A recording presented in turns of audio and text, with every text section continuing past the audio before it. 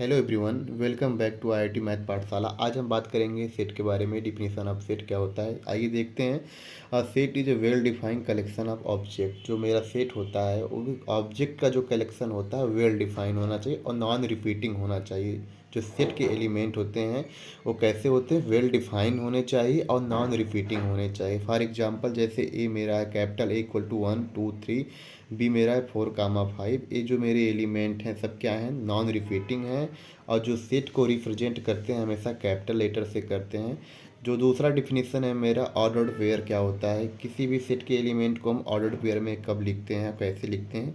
Definition देखते हैं। An ordered pair is a pair of element written in a specify order.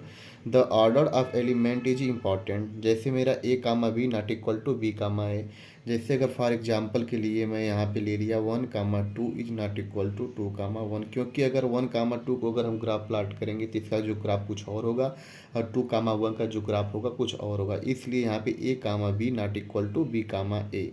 ठीक है, इसको ऑर्डर्ड पेयर में भी हम लिखते हैं, इसको बोलते हैं ए कामा बी, जिसको ऑर्डर्ड पेयर में हम लिखते हैं। तीसरा मेरा डिफिनीशन है कार्टेशियन प्रोडक्ट क्या होता है। The Cartesian product of the two element of two set A and B is a set of all possible ordered pair where the first element belong to A and the second element belong to B। जो Cartesian product होता है, दो set को हम define करते हैं जिसको notation होता है ए क्रॉस बी। पहला एलिमेंट का जो एंट्री होता है कैपिटल ए से होता है और जो दूसरा एलिमेंट का एंट्री होता है कैपिटल बी से एंट्री होता है। फॉर एग्जांपल जैसे मैंने ए ले लिया 1 2 और बी ले लिया 3 4, तो ए क्रॉस बी जो होगा पहली एंट्री जो 1 होगा किससे होगी, ए से होगी। और दूसरी एंट्री जो होगी कहाँ से होगी, बी से। जैसे यहाँ पे इसको ए कामा बी लिख सकते हैं, तो ए मेरा एंट्री कहाँ है, ए से, और बी की जो एंट्री है कैपिटल बी से है।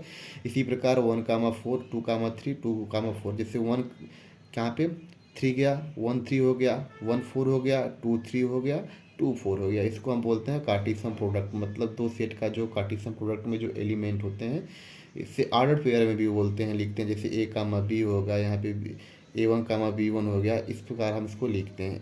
अब इसके बाद करते हैं आगे डिफिनीशन मेरा रिलेशन के बारे में। रिलेशन क्या होता है, relation from set A to set B is subset of the Cartesian product A cross B. जो रिलेशन होता है एक तरह से मेरा वो सबसेट होता है कार्टेशियन प्रोडक्ट का। जैसे रिलेशन का मतलब होता है कि हम बोलते हैं कि आपसे उनसे क्या रिलेशन है, तो इसी प्रकार से जो भी रिलेशन की बात करते हैं एटलीस्ट दो सेट उसमें होने चाहिए, वो नॉन एम्प्टी सेट होने चाहिए, तब हम इस रिलेशन को क्या करते हैं, डिफाइन करते हैं। जैसे फॉर एग्जांपल ए मेरा है 1 2 3, बी मेरा है 2 4 6 है, तो यहाँ पे जो मेरा रिलेशन होगा 1 2 2 4 3 6। मतलब 1 कहाँ जा रहा है 2 पे, 2 कहाँ जा रहा है 4 पे, 3 कहाँ जा रहा है 6 पे जा रहा है। तो आर जो मेरा रिलेशन है वो क्या है, सबसेट है किसका, ए क्रॉस बी का, वेयर आर इज रिलेशन। ठीक है, 1 कहाँ मैप कर रहा है 2 पे। जो ये 1 एंट्री होती है ये डोमेन के एलिमेंट होते हैं और 2 जो होता है रेंज होता है। मतलब 1 मैप कर रहा है 2 पे, मतलब 2 टाइम्स मल्टीपल में। अगर इसको देखें तो हम इसको ऐसे भी लिख सकते हैं, एफ ऑफ एक्स बराबर 2x हो गया।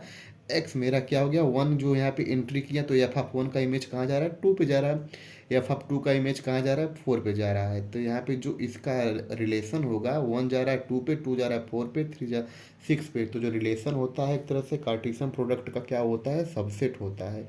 ठीक है, ये मेरा रहा डिफिनीशन सेट का, ऑर्डर्ड पेयर का, कार्टेशियन प्रोडक्ट का। हम एक बार फिर से डिफिनीशन को क्या करते हैं, रिपीट करते हैं।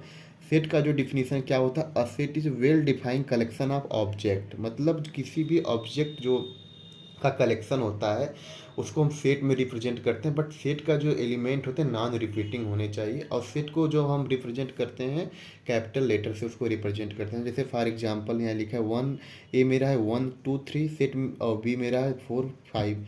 सेट मेरा फाइनाइट भी हो सकता है, इनफाइनाइट भी हो सकता है। और सेट जो ऑर्डर्ड पेयर होते हैं किसी भी सेट के एलिमेंट को हम कैसे लिखते हैं, इसमें an ordered pair is a pair of element written in a specify order.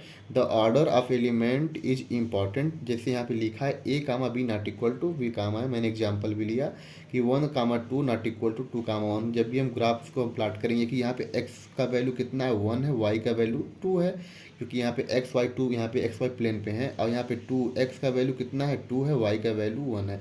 तो दोनों पॉइंट के लिए जो मेरा ग्राफ होगा अलग अलग होगा, इसलिए जो मेरा 1 2 नॉट इक्वल टू 2 वन है। इसी प्रकार जो कार्टीशियन प्रोडक्ट होता है, हम कार्टीशियन प्रोडक्ट जगह जब भी बात करते हैं तो एटलीस्ट टू सेट होना चाहिए, नॉन इम्पटी।